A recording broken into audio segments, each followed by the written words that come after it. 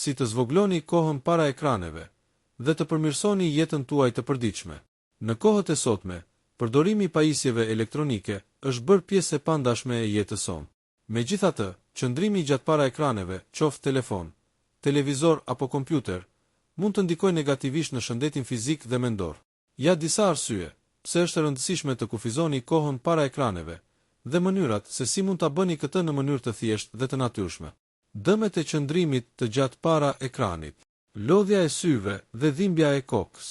Kur qëndrojmë shumë gjatë para ekranit, syt lodhen dhe fillojnë të digjen, shikimi bëhet i turbullt dhe shpesh shfaqen dhimbje koke.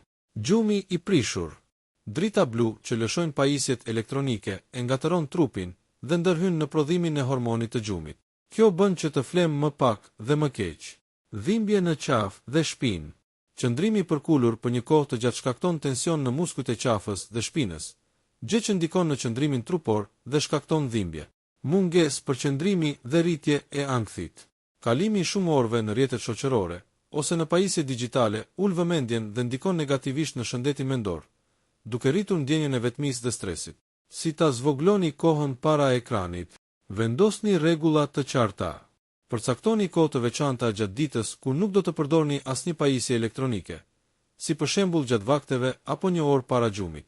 Krijoni zona pa pajisje elektronike. Mbani dhomën e gjumit dhe tryezën e ngrënies larg pajisjeve elektronike. Këto hapësira duhet të jenë për pushim dhe për lidhje njerëzore. Përdorni teknikën shiko larg çdo 20 minuta. Çdo 20 minuta, largoni shikimin nga ekrani dhe përqendrohuni për 20 sekonda në diçka që ndodhet larg, për të qetësuar syt. Fikni njoftimet e panevojshme. Zhurma dhe dridhjet nga njoftimet na shpërqendrojnë vazhdimisht. Fikni ato që nuk janë të rëndësishme dhe përqendrohuni më shumë në jetën reale. Zëvendësoni kohën para ekranit me aktivitete të tjera.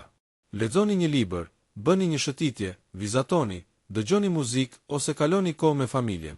Këto aktivitete janë të thjeshta, por të fuqishme për shëndetin mendor. Kujdesuni për qëndrimin trupor dhe merrni pushime të shpeshta. Çdo një orë, ngrihuni dhe lëvizni për disa minuta. Shtrishni qafën, supet dhe këmbët për të shmangur ngurtësimin e trupit. Përfundim, zvogloni përdorimin e ekraneve për një jetë më të shëndetshme, më të qetë dhe më të përqendruar. Bëni ndryshime të vogla sot që do të kenë ndikim të madh nesër. Jeta nuk ndodh në ekran, ajo ndodh në realitet.